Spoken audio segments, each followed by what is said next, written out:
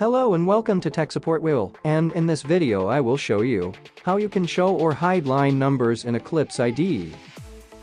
Open the Eclipse tool.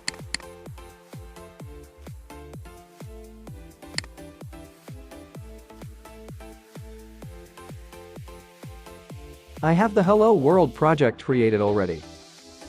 There is no line numbers near the code. To show the line numbers in Eclipse, there are two ways. This is the breakpoint area where you add the debug points. Right-click anywhere on this breakpoint area and choose Show Line Numbers.